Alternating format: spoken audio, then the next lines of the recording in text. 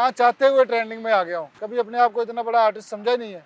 मैं भी इंटरव्यू देता जा रहा हूँ। क्या सोच के इंटरव्यूज दे रहे हैं? चाहता नहीं था आफ्ताब इकबाल साहब को छोड़ना। वो कहते हैं ना, ज्यादा मीठा कड़वा हो जाता है। जब कोई छोड़ने वाला वापस आता था वो मुझे पीछे फेंक देते थे। मेरी आदत नहीं है कहना, मैं चुप रहता हूँ। पहली सैलरी ली थी वो कितनी थी? वो मिलियन से बात थी। मैंने आज तक नहीं उन्हें कहा मेरी सैलरी बढ़ाएं। पाकिस्तान से जब मैं गया हूँ उस वक्त भी मेरे पीछे 3 चैनल्स थे। हाँ, चाहते हुए ट्रेंडिंग में आ गया हूँ। मुझे नहीं पता था इतना शोर पड़ जाएगा। आपको अंदाजा तो था ना? नहीं, अंदाजा नहीं था। मैं कभी अपने आप को इतना बड़ा आर्टिस्ट समझा ही नहीं है और ना मैं हूँ। बस ये आफ्ताब इकबाल साहब चूँकि खबरों में रहते हैं और उनका माशाल्लाह शो भी बहुत देखा जाता है पूरी दुनिया में, जहाँ जहाँ उर्दू पंजाबी समझी जाती है। तो बस छोड़ के आया हूँ। तो उस दिन से एक इंटरव्यूज़ का एक भरमार है। मैं भी इंटरव्यू देता जा रहा हूँ। मैं किसी को नाम क्या सोच के इंटरव्यूज दे रहे हैं? कुछ नहीं, नाम ही ना हो रही किसी को। अच्छा, ये बताएं कि अगर ये कहा जाए कि सबसे ज्यादा देर उस शो पर स्टे बबू राना ने किया। जी ऐसा ही।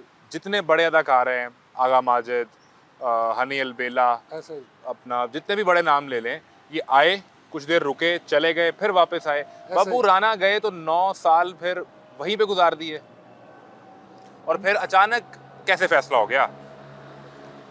ये मैं ना चाहता नहीं था आफ्ताब इकबाल साहब को छोड़ना। अच्छा। तो मैं बड़ा इस बात पे वो कायम था कि नहीं छोड़ूंगा। तो बस ये एक बात तो ये है कि जितना दाना पानी लिखा हो इंसान का जहाँ पे, इसमें मेरा अमल दखल नहीं है। बस एक बहाना बनता है। एक तो ये रीज़न है। ठीक है। सेकेंडली रीज़न ये है कि वो कहते हैं ना, ज़्यादा मीठा कड़वा हो जाता है। वो हो गया था, वो होना शुरू हो गया था इससे पहले कि अब थू करना पड़ता। हाँ। तो मैंने इसलिए ये स्टेप उठाया। तो अक्सर लोग तो काम करते हुए कड़वे घूंट भी भरते हैं, कड़वा घूंट भर लेते। वो मैंने कभी नहीं भरा। मेरे यहाँ से नीचे नहीं जाता, ये वजह। लेकिन मसाइल थे क्या? अगर हम स्क्रीन पे देखें या जो हम शो देखते हैं वो 40 मिनट का, उसमें अगर ये कहा जाए कि सबसे लाडला फनकार उसमें बबू राना था, तो क्या मैं गलत कह रहा हूँ? कह सकते हैं आप, ऐसा ही है। ऐसा महसूस होता था। हालांकि वो जो छोड़ के जाते हैं उनको ज्यादा मिस करते हैं। ये कैसी बात है? यानी उनका जिक्र ज्यादा होता है? उनका जिक्र ज्यादा होता है, उनके बारे में वो बात भी नहीं सुनते। कोई अगर उनके बारे में बुरी बात कर रहा हो, हाँ, तो वो आगे से कह देते कि नहीं ऐसा ना कहो। इसी की वजह? I don't know. तो इससे कभी फील हुआ कि यार मेरी वैल्यू कम है? यस, अक्सर ऐसे होता था। जब कोई छोड़ने वाला वापस आता था वो मुझे पीछे फेंक देते थे। वो आपका फ्लैंक चेंज होता था, पीछे चले जाते थे? हाँ जी, अक्सर ऐसे भी हुआ कि एक सेगमेंट में करता था SHO का, जमील जैदी मेरा कैरेक्टर जी था। जी जी। वो जाने के बाद मैंने को 2-3 साल किया।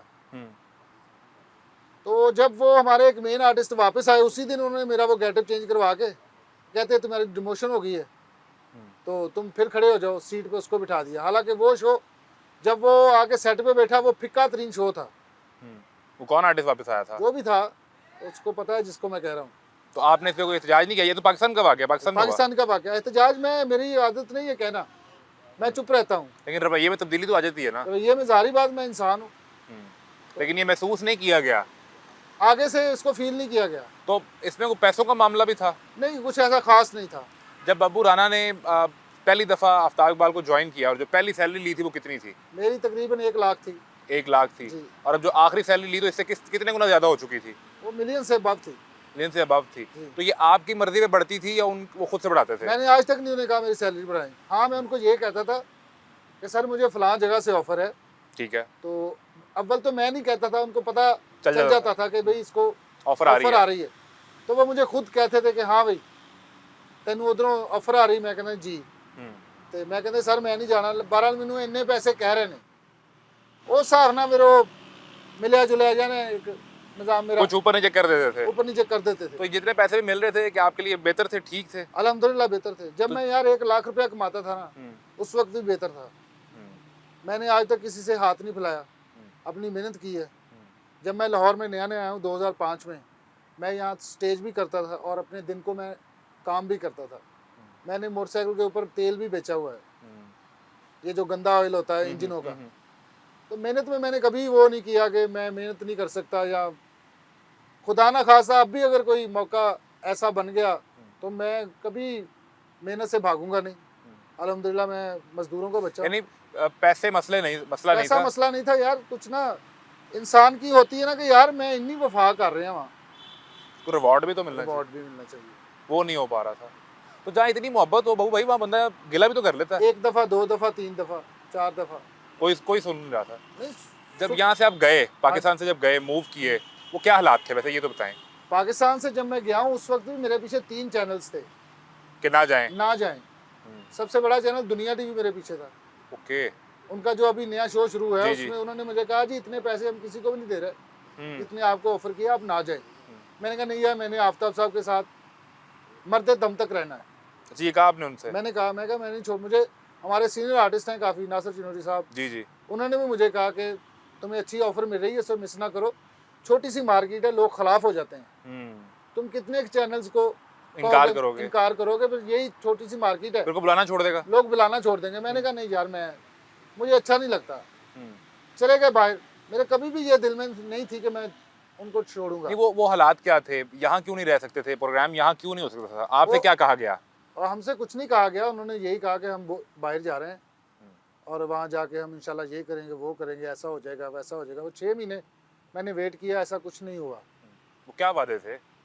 यही होता है ना कि वहाँ जाके हम बड़ा काम करेंगे, हम वहाँ बहुत ह्यूज सेट लगा रहे हैं, हमारे साथ इंडियन कोलैबोरेशन हो रही है और कपिल शर्मा आ जाएगा। अच्छा, ये भी कहा गया? हाँ, ये उन्होंने अनाउंस भी किया एक शो में। अच्छा, कि कपिल हार के नाम से हम शो करेंगे। तो हर बंदे को अपनी होती है कि यार चलो आगे बढ़ना चाहिए। वहाँ 6 महीने मुझे बैठ के ऐसे लग रहा था कि जैसे एक तो हमारा काम स्टार्ट नहीं हो रहा था, हम व्लॉग कर रहे थे, कभी उथे बह गए, कभी उथे बह गए, कभी समुद्र। प्रॉपर काम नहीं था। प्रॉपर काम नहीं था। फिर जब प्रॉपर काम ना हो, हम चूँकि सेट पे खेलने वाले बंदे हैं, उनके चैनल की व्यूज़ भी काफ़ी गिर गए। तो फिर मेरे भी कहीं ना कहीं ये दिमाग में बात थी कि यार हुण ते लोग मैनू बुला रहे हैं पाकिस्तान, एक टाइम आना मैनू किसी ने नहीं बुलाना, तो मैं इस टाइम में यूटिलाइज करा। तो तब आपने फैसला किया? मैंने तब ये फैसला किया। आपने अपने कुछ इंटरव्यूज में कहा कि मैंने नहीं छोड़ के आना था, मैं तो अपने एक अजीज की शादी का कह के पाकिस्तान वापस आया। और मेरे पास वीज़ा मैंने अपना लगवाया 2 साल का। अच्छा, ये आपने खुद लगवाया? जी, मैंने खुद लगवाया। जिस कंपनी में वो उनकी कंपनी ने, प्रोडक्शन कंपनी, उसने लगवा के नहीं दिया? उसने 4 महीने हमें कहते रहे वीज़े लग रहे हैं, आपके वीज़े लग रहे हैं, वीज़े। आफ्ताब साहब कहते रहे? हाँ जी, और हमारी डील भी यही थी कि हम जाया करेंगे और 20-22 दिन बाद आपको पाकिस्तान भेजेंगे। ठीक है। 8 दिन घर रहें, फिर आ जाएं वापस। ये हमारी डील थी जाती। ये डील थी। लास्ट टाइम मैं जब गया हूँ तो 4-4.5 महीने मैंने खुद भी नहीं उनको कहा और उन्होंने भी नहीं मुझे कहा कि यार तुम जाओ। अब फिर वही बात आ जाती, छोटे छोटे बच्चे हैं, फैमिली है यहाँ पर, एक घर, फिर हमारे घर में वो कह लें मेरे अम्मी अबू भी नहीं है जिंदा, ना कोई मेरे साथ कोई बड़ा भाई रहता है, तो ना मेरे को लाहौर में इतने ज़्यादा रिश्तेदार हैं। तो वाइफ और बच्चों के लिए मुश्किल हो रहा था? वाइफ और बच्चों के लिए मुश्किल हो रहा था। तो हालांकि मेरी वाइफ ने मेरा बहुत साथ दिया, उसने मुझे एक दफ़ा भी नहीं कहा कि आप छोड़ के आ जाओ। उन्होंने नहीं कहा? उन्होंने बच्चों ने कभी कहा कि? बच्चे तो जारी बात, छोटे बच्चे मिस करते, पापा कब आना है, ये करना। मैंने 4.5 महीने उधर रहा हूँ और मैंने एक दफ़ा मेंशन भी किया कि सर मैं खुद नहीं आपको तंग करना चाह रहा, लेकिन देखें 4 महीने हो गए। आपको खुद कह देना चाहिए। आपको खुद कह देना चाहिए, अगर मैं नहीं कह रहा हूँ। यार चक्कर लगा के यार चक्कर लगा, या तो बहुत काम की मारा मार हो ना, तो फिर मैं उधर रहता हूँ। और फजूल बैठ के सैलरी खाना भी मुझे तो ये भी पसंद नहीं था? ये भी नहीं पसंद। तो अच्छी बात ही, पैसे मिल रहे हैं, व्लॉग बनाया दिन में एक, और दुबई घूमा, शारजा घूमा, अंदर से मुतमईन ना होता हूँ, समझे नहीं? मुझे क्या था, मैं बैठा रहता, सैलरी दो जी, सैलरी दो, मैं खाई जाता। तो जब व्यूज गिरे तो सैलरी पे कट लगने भी कोई बात हुई? नहीं, कोई कट नहीं लगाया। वो सैलरी जो इन्होंने इत्थे साडे नाल जो तय थी वो उन्होंने दी, मिली। बाखबर रहिए हर जगह हर वक्त बर वक्त। अभी सुनो न्यूज का यूट्यूब चैनल सब्सक्राइब करें और बेल आइकन पर क्लिक करें और जानिए मुल्की और गैर मुल्की हालात व वाक़यात यकीन के साथ।